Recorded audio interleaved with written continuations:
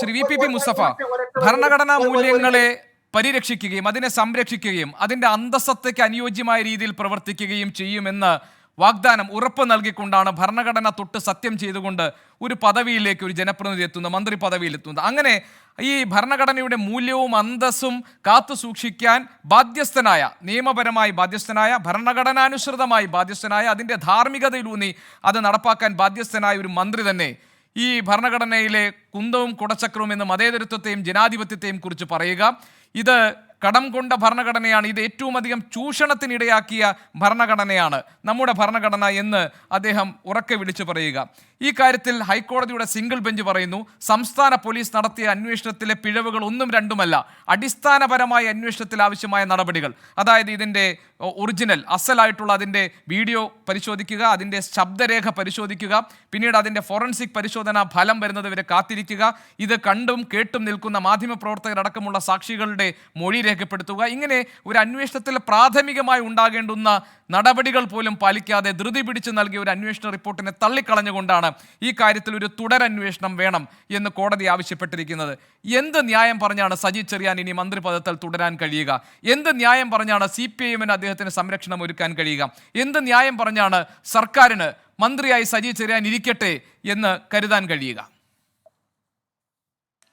CPIM-ഉം അതിലെ ഒരംഗമായിട്ടുള്ള സഖാവ് സജി ചെറിയാനും ഇന്ത്യൻ ഭരണഘടനയെ മാനിക്കുന്നവരാണ്.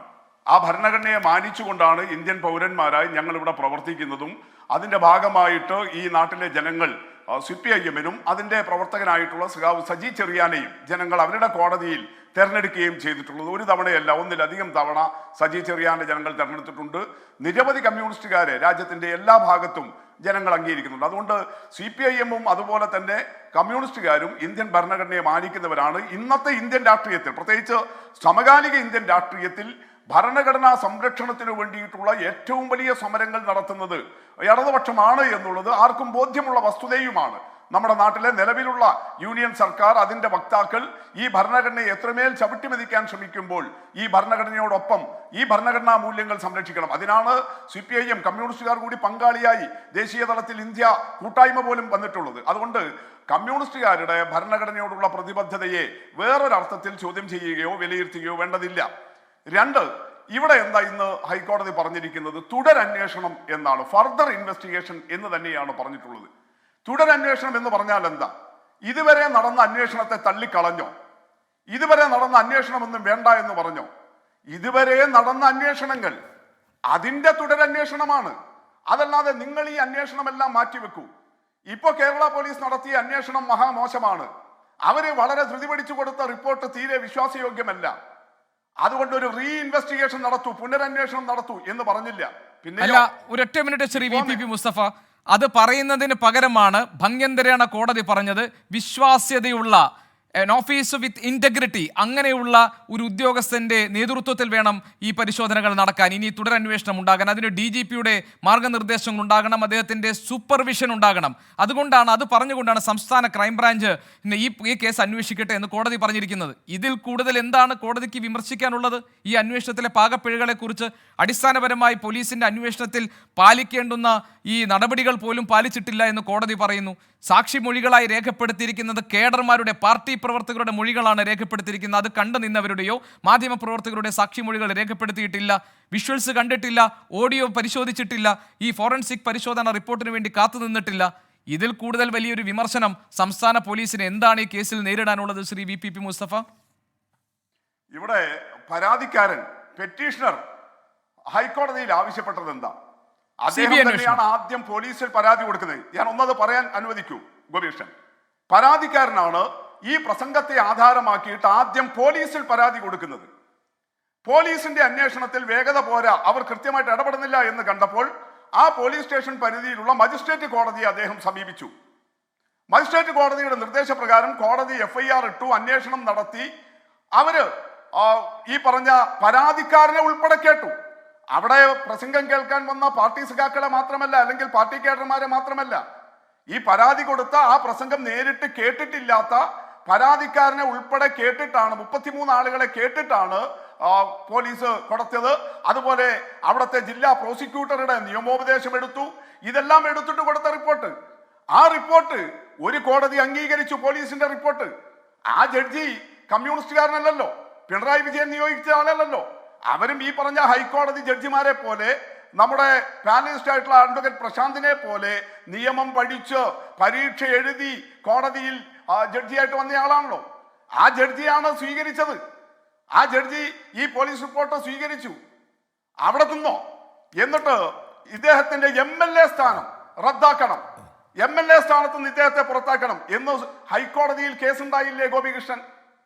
ആ ഹൈക്കോടതിയിൽ ഇദ്ദേഹം മന്ത്രിസ്ഥാനം മാത്രം രാജിവെച്ചപ്പോൾ, സജി ചെറിയാൻ അന്ന് മന്ത്രിസ്ഥാനം മാത്രം രാജിവെച്ചപ്പോൾ ആ കേസ് കേട്ടതാരാ ഹൈക്കോടതിയിൽ? നിങ്ങളിപ്പോ സിംഗിൾ ബെഞ്ചിന്റെ വിധിയെ വല്ലാതെ ഇങ്ങനെ എടുത്ത് പറഞ്ഞ് തിരിച്ചടിയാണ്. അങ്ങനെയാണ് ഗോപികൃഷ്ണന്റെ ഇൻട്രോയിൽ പറഞ്ഞത്. സർക്കാരിന് തിരിച്ചടി, പാർട്ടിക്ക് തിരിച്ചടി, മുഖ്യമന്ത്രിക്ക് ക്ഷീണം എന്നൊക്കെയാണ് പറഞ്ഞത് ഇൻട്രോയിൽ. പക്ഷെ നിങ്ങൾ കാണേണ്ടത്, മന്ത്രിസ്ഥാനം രാജിവെച്ച സജി ചെറിയാനെ MLA സ്ഥാനത്ത് നിന്ന് കൂടി നീക്കം ചെയ്യണമെന്ന് പറഞ്ഞിട്ട് ഹൈക്കോടതിയിലും ഇതേപോലെ ഒരു സ്വകാര്യ പെറ്റീഷൻ വന്നില്ലേ? അത് അന്നത്തെ ചീഫ് ജസ്റ്റിസ് ഉൾപ്പെടെയുള്ള 2 അംഗ ബെഞ്ചല്ലേ കേട്ടത്, ഒരു സിംഗിൾ ബെഞ്ചല്ല കേട്ടത്. സിംഗിൾ ബെഞ്ചിനേക്കാൾ മേലെയാണല്ലോ ഹൈക്കോടതിയിൽ ഡിവിഷൻ ബെഞ്ച്. ആ ഡിവിഷൻ ബെഞ്ച് എന്താ പറഞ്ഞത്? അങ്ങനെ MLA സ്ഥാനം രാജിവെക്കേണ്ടതില്ല, അത് അങ്ങനെ ഒരു കുഴപ്പം കാണുന്നില്ല എന്ന് പറഞ്ഞിട്ട് അന്ന് സജി ചെറിയാനെ ഇതേ ഹൈക്കോടതി ഇതേ വിഷയത്തിൽ MLA സ്ഥാനത്ത് നിന്ന് അദ്ദേഹം രാജിവെക്കേണ്ടതില്ല എന്ന് പറഞ്ഞ് പ്രൊട്ടക്ട് ചെയ്തതും നമ്മൾ കാണണം. അപ്പൊ പിന്നെ ഇവിടെ എന്താ വിഷയം? ഇവിടെ അവസാനത്തെ പാരഗ്രാഫിലെ വിവരങ്ങൾ പറയുമ്പോൾ അതിനു മുമ്പ് 21ാമത്തെ പാരഗ്രാഫ് കൂടി ഒന്ന് ഗോപികൃഷ്ണൻ പറയൂ, സെലക്റ്റീവ് ആവണ്ട. എന്താ 21ാമത്തെ പാരഗ്രാഫ് തുടങ്ങുന്നത് തന്നെ?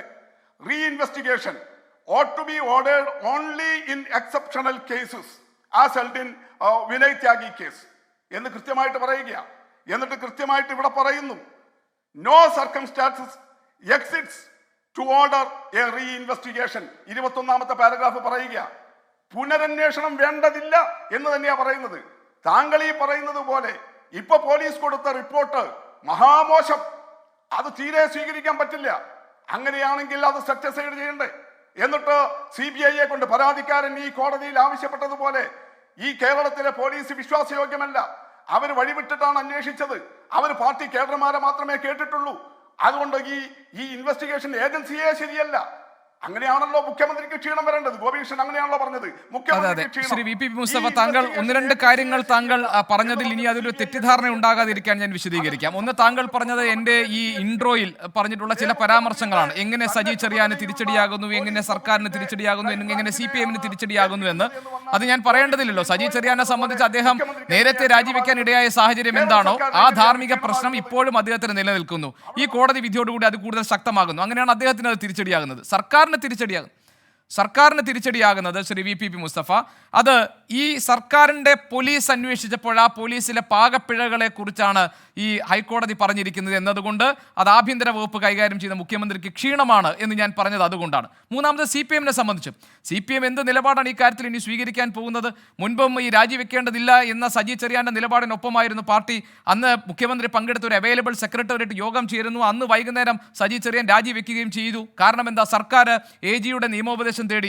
AG പറഞ്ഞു അനുചിതമാണ് ഈ പദവിയിൽ തുടരുന്നത്. അപ്പോൾ അതിൻ്റെയൊക്കെ അടിസ്ഥാനത്തിലാണ് ഞാൻ ആ ഇൻട്രോയിൽ പറഞ്ഞ ഭാഗങ്ങൾ ഞാൻ അതിനൊപ്പം നിൽക്കുന്നു. രണ്ടാമത്തെ കാര്യം, താങ്കൾ പറഞ്ഞത് ഈ ഇതിലെ കോടതിയുടെ വിധിപ്പകർപ്പ് വായിച്ചുകൊണ്ട് താങ്കൾ സെലക്റ്റീവ് ആവേണ്ട എന്ന് പറഞ്ഞു. എനിക്ക് സെലക്റ്റീവ് ആവേണ്ട ഒരു കാര്യവുമില്ല. കാരണം ഇതിനകത്ത് എല്ലാ ചർച്ചകളിൽ ഇരുന്ന പോലെ നിഷ്പക്ഷമായി, എന്നല്ലെങ്കിൽ ഞാൻ പറഞ്ഞത് ഏറെക്കുറെ സത്യസന്ധമായി തന്നെയാണ് ഞാൻ ഈ ചർച്ചകൾ നടത്തുന്നത്. അതുകൊണ്ട് അതിൽ ഒരു ഭാഗം വായിക്കാൻ താങ്കൾ എന്നെ അനുവദിക്കണം. Accordingly the impugned order dated 15/2/2023 passed by the learned judicial first class magistrate court Thiruvalla ഈ സെറ്റ് അസൈഡ്. തിരുവല്ല കോടതിയുടെ വിധി മാറ്റുന്നു. And a further investigation is ordered in which shall be conducted by the state crime branch. The state of police chief shall immediately pass appropriate orders handing over further investigation to the state crime branch with an officer of integrity to lead the investigation. Needless to mention, the investigation shall be completed without undue delay. അങ്ങനെ അനന്തമായി നീട്ടിക്കൊണ്ടുപോകാൻ പറ്റില്ല. വിശ്വാസ്യതയുള്ള സത്യസന്ധനായ ക്രൈംബ്രാഞ്ചിലെ ഉദ്യോഗസ്ഥനെ കൊണ്ട് അന്വേഷിപ്പിക്കുകയും അതിനുവേണ്ട മാർഗനിർദ്ദേശങ്ങൾ DGP നൽകുകയും ചെയ്യണമെന്ന് കോടതി അടിവരയിട്ട് പറയുന്നുണ്ട് ഈ ഉത്തരവിൽ. സെലക്റ്റീവ് ആവണ്ടല്ലോ ശ്രീ VP മുസ്തഫ. പിന്നെ അന്ന് രാജിവെച്ച അതേ സാഹചര്യങ്ങൾ സജി ചെറിയാൻ ഇപ്പോഴും ഉണ്ടല്ലോ. ഞാൻ അതാ പറഞ്ഞത്, താങ്കളുടെ ഇൻട്രോയിൽ മുഖ്യമന്ത്രിക്ക് വരെ ക്ഷീണം എന്ന് താങ്കൾ ഉപയോഗിച്ചു. അത് ശരിയല്ല. എന്തുകൊണ്ടാ? ഇവിടെ മുഖ്യമന്ത്രിയെയോ അദ്ദേഹം കൈകാര്യം ചെയ്യുന്ന ആഭ്യന്തര വകുപ്പിനെയോ അതിന്റെ കീഴിലുള്ള അന്വേഷണ ഏജൻസിയെയോ കോടതി വിമർശിക്കുന്നില്ല. അങ്ങനെ വിശ്വാസമില്ലെങ്കിൽ ഈ പരാതിക്കാരൻ ആവശ്യപ്പെട്ടതുപോലെ CBIയുടെ അടുത്തേക്ക് പോകണ്ടേ? ഇതേ മുഖ്യമന്ത്രിയുടെ കീഴിലുള്ള ക്രൈംബ്രാഞ്ചിനെ ഏൽപ്പിക്കാൻ വിത്ത് ഇന്റഗ്രിറ്റി ഓഫീസർ എന്നല്ലേ പറഞ്ഞിരിക്കുന്നത്? അപ്പൊ താങ്കൾ ഇൻട്രോയിൽ പറഞ്ഞത് മുഖ്യമന്ത്രിക്കെതിരെ പറഞ്ഞ പരാമർശം ശരിയല്ല. അത് വളരെ കൃത്യമാണ്, വ്യക്തമാണ്. പക്ഷെ എന്താ വിഷയം ഇവിടെ? അങ്ങനെ കൃത്യമായിട്ട് പറയുമ്പോൾ തന്നെ അതുകൊണ്ടാണ് 21-ാം പാരഗ്രാഫിൽ ഞാൻ പറയുന്നത് റീഇൻവെസ്റ്റിഗേഷൻ വേണ്ടതില്ല, ഫർദർ ഇൻവെസ്റ്റിഗേഷൻ മതി എന്ന് പറഞ്ഞാൽ തുടരന്വേഷണവും പുനരന്വേഷണവും, ഭാഷാ പണ്ഡിതനാണ് കാരശ്ശേരി മാഷ്, അദ്ദേഹം വിശദീകരിക്കും. പുനരന്വേഷണം എന്ന് പറയുന്നത് ഇതെല്ലാം ശരിയല്ല, വേറെ തന്നെ അന്വേഷിക്കണം. ശരി VP മുസ്തഫ, അതിലൊരു ഭാഷാ പാണ്ഡിത്യത്തിന്റെ പ്രശ്നമല്ല. കാരശ്ശേരി മാസ്റ്റർ അതിനൊരു വ്യക്തമായ നിലപാട് അദ്ദേഹത്തിന് ഈ വിഷയത്തിലുണ്ട് എന്ന് എനിക്കറിയാം. കാരണം അദ്ദേഹം മുൻപ് ചർച്ചകളിൽ ആ കാര്യങ്ങൾ വിശദീകരിച്ചിട്ടുള്ളതും ഇതൊരു ഭാഷയുമായി ബന്ധപ്പെട്ട അതിലെ അവ്യക്തതയോ സങ്കീർണതകളുമായി ബന്ധപ്പെട്ട പ്രശ്നമല്ല ശ്രീ VP മുസ്തഫ.